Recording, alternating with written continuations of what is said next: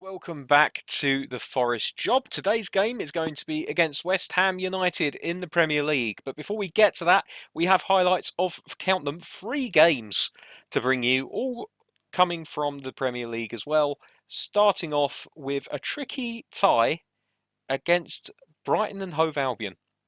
I'll take you over to those highlights right now.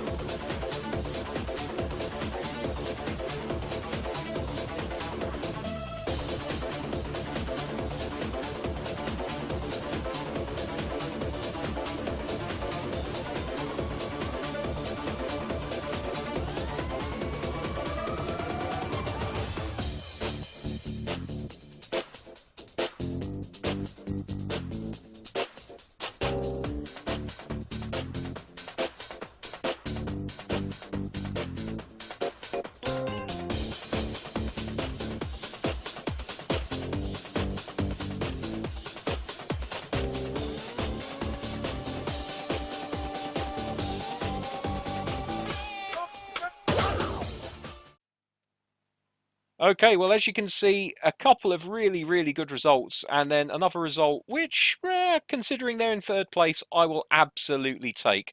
0-0 against Everton, an Everton side that we normally struggle against on this channel, to be fair, is not a result that I'm particularly too worried about. Also, the 3-1 victory against Arsenal with 2 goals for ex-Arsenal player Eddie Nketiah, an absolutely fantastic game to be part of. I wish I was recording it live for you because that would have made one hell of a commentary game. And of course, the game against Brighton and Hove Albion, a good solid 2-0 win. Very happy with that result, especially considering that they were playing with 10 men behind the ball at all times. It does make it a little bit more difficult to score goals when you're having to put up against a team like that. And I like Brighton and Hove Albion, but they obviously do like to shut up shop, in this game at least, against the bigger teams in the league. You see on the right-hand side that we are 3 points clear at the top of the table. Manchester City doing their best to keep up with us and doing a fantastic job, I must say. Third place Everton are 13 points behind us now. It really is just a matter of who's going to win the title. I think I'm fairly confident in saying that Champions League football is confirmed for next season at this point. Uh, bring me back and show me this clip when we fail later on in the series. But for now, we're going to get into the game against West Ham United. It's going to be at the London Stadium. And it could be an opportunity if I didn't accidentally click kick off before looking at the team. I was going to say it could be an opportunity to give the new boy a go up front, but since he's not in the starting lineup, unfortunately that means we won't be seeing him today. We will see him tomorrow, though. I guarantee you we will see him tomorrow. Also, I know that this is the question that's been on everybody's lips. What is the first name of midfield and forward maestro Q Arcas? Well, I can't find it. I don't know if he officially has a first name at all. I'm going to make an executive decision and I'm going to call him Kike, after Kike Flores, and God knows how many other Spanish managers and players and just Spanish people in general that happen to have a first name beginning with Q. So here we go. We kick off West Ham with the beefy Haller up front. He's always a problem to play against. Going to have to keep an eye on him. Fredericks with the ball down the right-hand side. Plays it inside to Rice, who is a player we've looked at. Busquets wins the ball cleanly from him, though, and comes racing forward. Rice is doing a good job of catching up to him. Busquets is going to have to keep an eye over his shoulder here as he runs into a light blue brick wall. Hlošek has it on this left-hand side. Crosses it in, and that's a dangerous-looking defensive header that could very easily have ended up in the back of the net. And we get ourselves a corner kick, which Harry Wilson is going to take on this left-hand side. It will be an outswinger. And of course, we don't score from corners, so no idea why we're bothering. But there we go. Ait-Nouri plays it into Oriol Busquets, whose first touch is a little bit heavy. But he manages to get it under control. And here we are again. Nouri looking to get onto the ball on the wing. Can't quite get there. It's intercepted. And the ball goes out of play for a West Ham throw. And that's good play from Ait-Nouri to immediately regain possession for the Tricky Trees. Here's Camavinga in the centre of midfield. Plays it outside to Busquets, who was looking for Wilson but couldn't find him. Zefuk back to Busquets. Worrell gets it at the back, plays it into Camavinga. Spread out to the other side of the pitch in Ait-Nouri. Here's Hlošek. Had a thought about trying to beat his man, but ended up not doing so. Comes out to Wilson, who'll have a crack. And the crowded penalty area benefiting the West Ham defence. Ait-Nouri turns his man, though. Cross into the box. Hernandez can't get anything on it. Now Camavinga takes a little bit of time to get that pass away, but does manage to get it away. Wilson tries to square the ball, but it's touched on by a West Ham player and goes out for another corner kick, which Wilson will again take. Now an in-swinger on his left foot from this right-hand side. Again, not thinking we're going to score here, and we don't. But Wilson will get the ball back. Heads it out to Camavinga. Here's Busquets. Camavinga making the run. Can he get ahead of Diop? No, he can't quite manage it. And Mikolenko sends one down the pitch, which Haller manages to head down, but Nottingham Forest get the ball back. Here's Camavinga into Arcas. Oh, it's a lovely turn and shot from Arcas. Unfortunately, it's straight down the throat of the goalkeeper.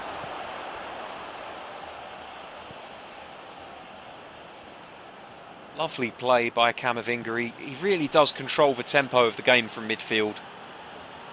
And we can see already West Ham are setting up a couple of banks of players to try to prevent us from scoring, and they've got one up front. It's very much a case of Brighton and Hove Albion redux. Here's Wilson. Hlošek. Oh, he was looking for the return ball, didn't get it. And Haller again, he really is a fantastic target for those long balls forward. West Ham have a particular style of playing, and it's difficult to break down, and it can be dangerous to play against when you have men committed forwards like we do. When you have so much of the ball, you can't help but getting everybody forward. Oh dear, Aitnori's lost the ball in possession here. Haller, oh, we just about get away with it. I had a few kittens there for a second, because he is so good in the air, and normally he'll give our centre-backs a little bit of a going over. Here's Arcas, wide on the right, cuts it back for Wilson, who finds Hlošek out on the other side. Of course, playing false wingers means that these players play a little bit more centrally than they otherwise would. Back to Hlošek again. Busquets, looking for the run of Hlošek, can't quite find him, and the ball gets played out. It will be another Forest throw. Half an hour gone here, still 0-0. Nottingham Forest doing most of the heavy lifting.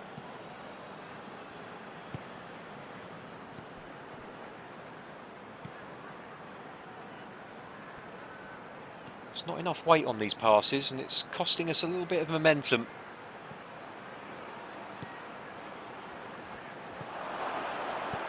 Oh, Hernandez had a chance there. The referee's given another corner kick. I'm not sure it came off of the West Ham player last, to be honest. We might see from the replay here. Oh, it does come off of the defender. So it'll be another corner. We really do need to score from one of these soon, otherwise I'm going to start getting a complex. Harry Wilson will angle one in. Camavinga underneath it. It gets headed out again to Aitnori. Hlošek from range. And Diaz manages to cover his angles very well indeed. Salisu just about winning that header, but it falls to a West Ham man. And now Jared Bowen down this right-hand side, going to look to give us trouble, and it's 2-on-1. They managed to play around us fairly well. Salisu, oh dear. Well, that's a chance. Don't let anyone tell you otherwise. That was a chance for West Ham.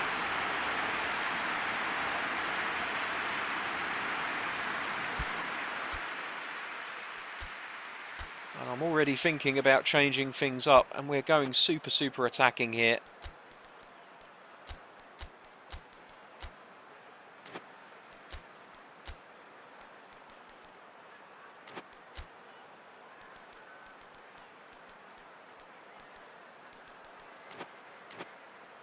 Look to press them since they're happy to sit back. We'll leave Oriol Busquets to cover. And if we go to the advanced instructions, we're going to go with the old favourite, attacking fullbacks, and we'll turn off the false wingers, try and get a little bit more width from that front three as we restart the game. Busquets picks it up in his customary half-back position. It's played into Camavinga. Oh, that's lovely, and almost an immediate response to the change in formation. That's what we were looking for. A shame that Arcas couldn't quite find the finish. Uncharacteristic of him. He should be predominantly right-footed, so why he took it with his left, it must have just been that he couldn't break his stride. His left foot felt like the better option under the circumstances. Hello there, we've won a header against Haller. Is the tide perhaps turning a little bit? Now, playing this formation is going to leave us a little bit more open. So we are going to see West Ham developing a few more chances, especially since... Oh, hello. So Fuck wins the ball high up the pitch. Camavinga now plays one into Hlošek. It's a lovely ball for Hlošek. And if we'd had time to see that develop, we could have very well had another shot on goal. As it is, it's 0-0 at half-time here at the London Stadium. And you have to say, looking at the stats, Nottingham Forest doing all of the hard running here. West Ham sitting back, trying to hit them on the break. As of yet, it's not come to anything, except for that one shot, which, honestly, probably should have been on target. Right, so Zayfuck restarts the game for Nottingham Forest, plays it into Camavinga. Is Arcas playing in a deeper role now? More of an attacking midfielder than a striker.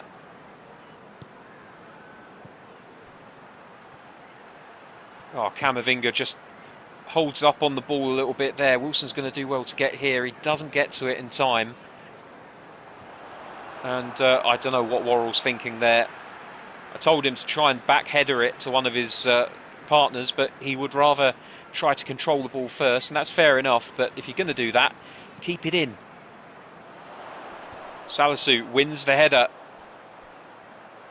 Kamara picks it up. No one really challenging for it.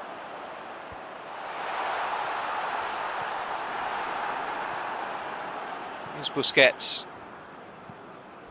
Camavinga.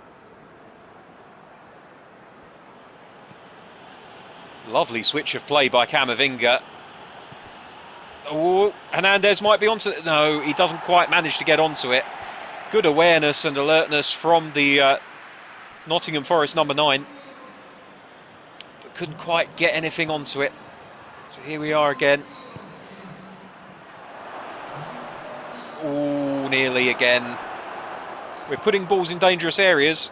The problem is, nobody's there to get anything on it. Sprayed out by Camavinga. Lovely. Arcas makes a good intelligent run out to the right hand side, plays it back to Aitnouri, ball into the box, takes a deflection or two and goes behind for another corner.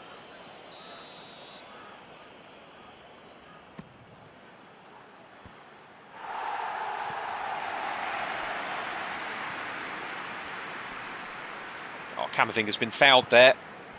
How is that not a foul? He's been pulled back, his momentum's broken. We lose the ball. Everything about that screams foul to me. I don't understand why it's not been given.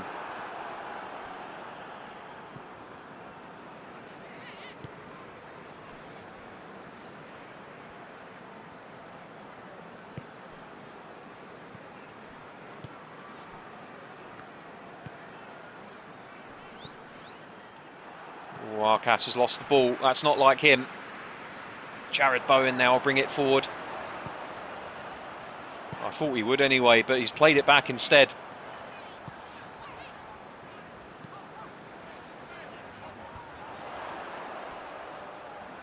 Bowen now in a more advanced position. He'll look to get a cross in here. Arcas can't live with him. But the cross is uncharacteristically wayward for Jared Bowen. It goes behind for a goal kick.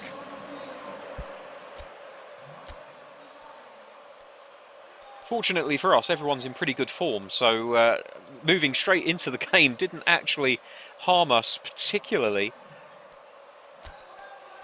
We're going to bring on Eddie. It's what we do in situations like this. That's what he's paid for, to get the big goals.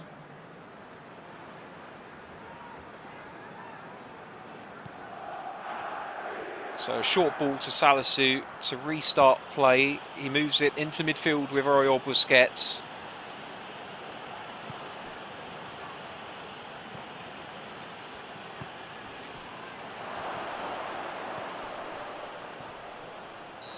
And Arcas just drifts into an offside position, unfortunately. It'll be called back for a free kick, which will be taken by the goalkeeper. And of course they aim it straight into Antonio, another one of those big target men that are so effective for West Ham playing this system.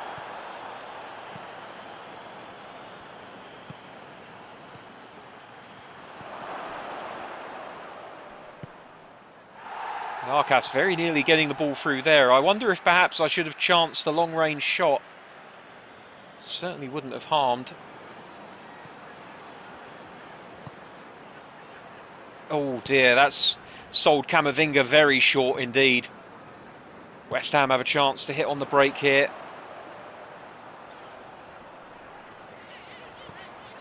Camavinga does well to hold the man up and try and win the ball, and he wins it on the second attempt against Mikolenko, and he can bring it forward here.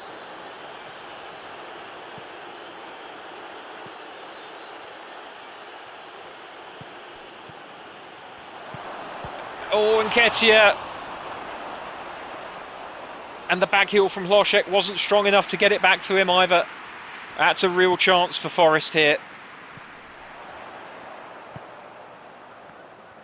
Lanzini now on the right-hand side, sorry, the left-hand side. Can't tell my left from my right. Camavinga getting his foot in, and again, and again. And he wins it back.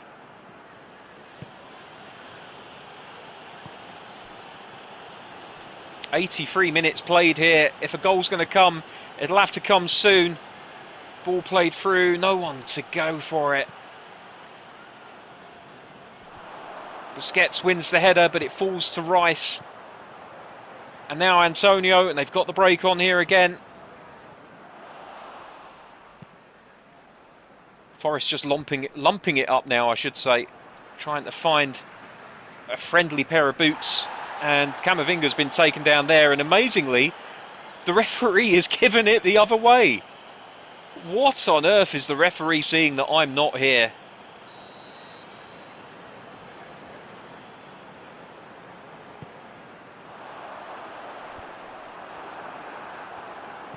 It's Camavinga out to Zayfuck. Surely one last chance is all that's left in this game. Arcas gets it, plays it out to Aitnori, inside to Hlošek. Back to Arcas. Camavinga now. Arcas, oh, he can't get the shot away, and that's all she wrote. It's a bore draw. It's a bore draw. Well, this is why we bring you the highlights of the other games, because we want to bring you goals every time. Unfortunately, we couldn't do it in the live com today, but you certainly got a fair few in the highlights at the beginning of the show, where we weren't exactly brilliant in the second half. Perhaps I moved to that other formation a little bit too soon. It didn't really suit the game. A 4-4-2 probably would have done the job of breaking them down, but I needed to try something different. Diaz getting the man of the match. He did put in a couple of really good saves. Low down, the powerful shots, aiming for the bottom corners. And we didn't play badly. Looking at the ratings, we all did fairly well, although we all know you can't trust the ratings in Pro Evolution Soccer these days. So there we go. How does that affect the Premier League table? We know we're still going to be top, but will we be 3 points clear? And the answer is yes, because Manchester City have lost 1-0 to Tottenham Hotspur. So that leaves us 3 points clear, 4 points clear now actually, at the top of the table, thanks to that draw. There's no such thing as a bad draw. Well, there is. Arsenal versus Fulham was a terrible draw. But hey, a point's a point, especially when the team directly behind you doesn't get any. We've only lost one game all season. Can you believe that? That's amazing. Of course, cue the loss next time out now, I suppose. Right, well, that's going to do it for today's episode. Before we leave you, I'll just let you know what we're going to be seeing next time, because we've got the game plan coming up, and of course, negotiations are still ongoing. I'll fill you in on all of the transfer goings on when the transfer window closes. And that will be next time that we meet. I think next time it's probably going to be Nottingham Forest versus Aston Villa in the Premier League, match day 27. We'll see whether or not we're still top of the league at that point. And then directly after that, we have another FA Cup match, this time against Brighton and Hove Albion. It'll be interesting to see if they park the bus for that one, or if they're a little bit more expansive, trying to get forward and get the goal in what is a cup tie. And then we have a raft of really important games. We have Liverpool, we have Atletico Madrid in the first knockout round, first leg, which of course will come to you live on the channel, or as live. Yeah, so anyway, as far as we're concerned, next time out is going to be Aston Villa. So make sure to tune in again for that tomorrow. Until then, though, Thank you very much for watching. Take care. I'll see you soon. Bye bye.